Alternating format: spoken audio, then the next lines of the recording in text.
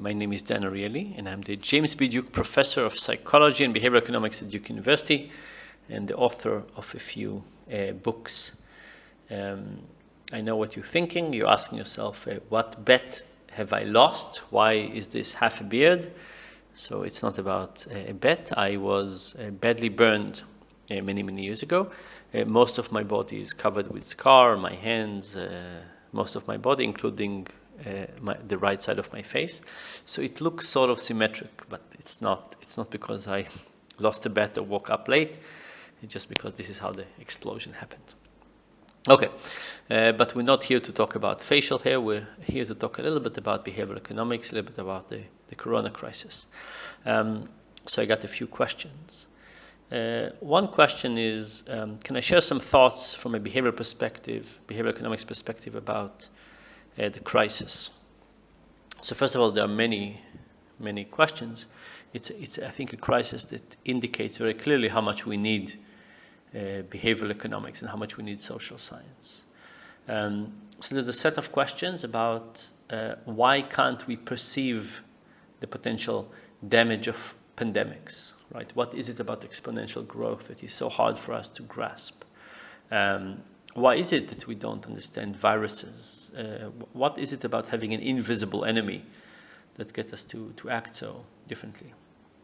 And this is the questions about why does it take us long to react? And then there are questions about politics, right? How easy it is to create closure, and, to basically quarantine people. How easy it is to open it up. Why are we so obsessed with how many respirators we have? What is the value of human life? You know, in regular day, we don't seem to care that much about people. There's so much we could do by giving more medications, having more beds in hospitals. So our day-to-day life suggests that we don't care so much. You know, for $3,400, we could save a kid from malaria. We don't seem to care enough. All of a sudden, we care so much about a few people, and we're closing everything. We can ask questions about why is that happening, and of course, what will happen moving forward? What will happen to the habits that we create now? What's the situation?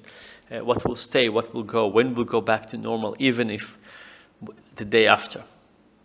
So anyway, there are lots and lots of questions, and I just want to talk about one, which is stress and fear, and also what's sometimes called learned helplessness. And imagine the following experiment. In this experiment, you take a dog and you put it in a room. And from time to time, there's a bell, and a few seconds later, there's electrical shock. From time to time, random timing, bell, a few seconds later, electrical shock. And that goes on for a while. There's another dog in a separate room that gets the same shocks as the first dog, just without the bell.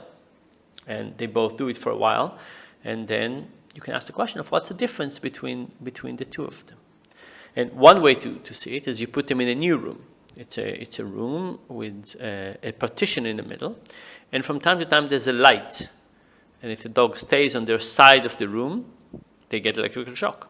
And if they jump over the partition to the other side of the room, they avoid the shock. What happens? The first dog walks around, gets some electrical shocks, tries different things, figure out that jumping over is a good strategy, and from that point on, every time there's a light, they jump. Light will jump. The second dog basically lays on the ground whimpering. They don't explore, they don't look for cause and effect, they don't try to escape anything, they just accept that the world is a bad place, and we just need to accept it. The second dog, by the way, also has a higher rate of cancer, a reduced level of what's called natural killer cells, basically not a happy life for that dog. This is what's called learned helplessness. And the idea of learned helplessness is that we have a tremendous capacity to overcome challenges. But we do it very well when we know that they're coming. Bell, electrical shock. Bell, electrical shock. When the punishment is coming without any rhyme and reason, we don't know when exactly it's happening, it creates a tremendous amount of anxiety and stress. We don't know what to do. And Corona time is a bit like that. It's a bit like that because the shocks we're not clear what they are. We get confusing instructions from the government. We get confusing behavior of the people around us. Everything is so difficult and confusing. And it's not that people know exactly everything and what we should do about it. There's a lot of uncertainty, but the chaos that comes with the management of this crisis creates tremendous anxiety. Will businesses get closed? Will I lose my job? Will the government pay us something? Whom? When? Under what conditions? Yes, walking. Yes, going outside. Not going outside. School is going back. School is not going back. All of this is not just difficult. It's unclear, unknown, and therefore it is more difficult. So what do we do with that as individuals? We can't control the virus, and we can't control the lack of coherence that some governments are creating. What can we do with this? We can try and control something about our environment. And one way to do it is retail therapy. Go and buy something. When you go and buy something, you show some control over the world. Hey, this coat used to be somebody else's. Now it's mine, right? That's amazing, showing control.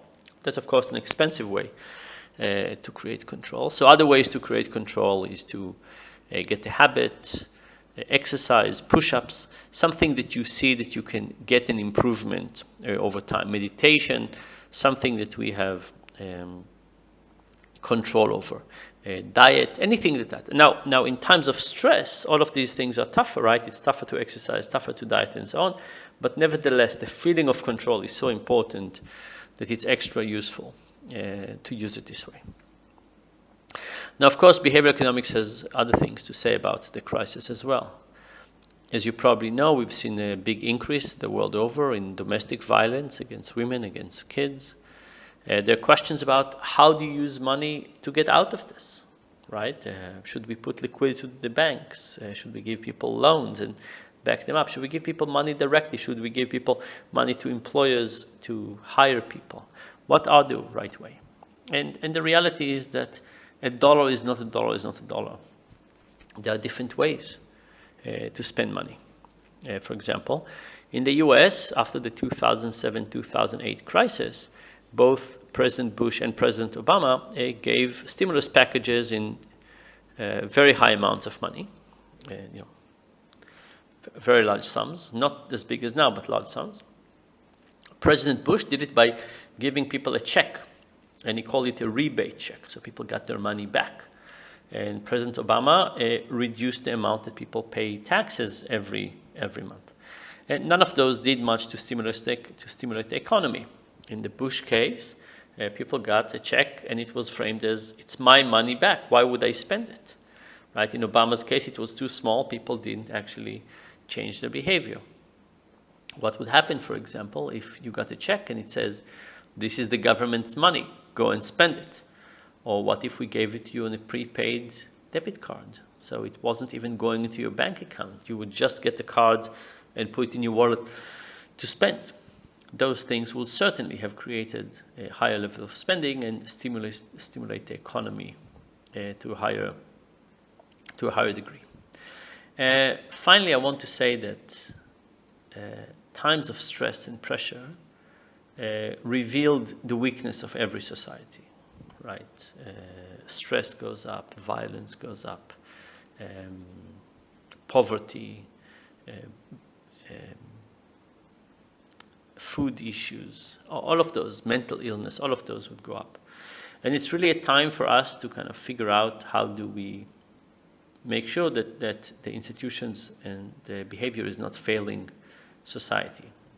We can't count on the world to go back to where it was. It needs some collective actions. We also can't count on governments to fix it. We have to do things ourselves to realize what are the fragile parts of society and to try and fix things. Okay, so that was part one. Some reflections on the coronavirus. There's much more to talk about. And part two will be a little bit less depressing. See you later. Bye.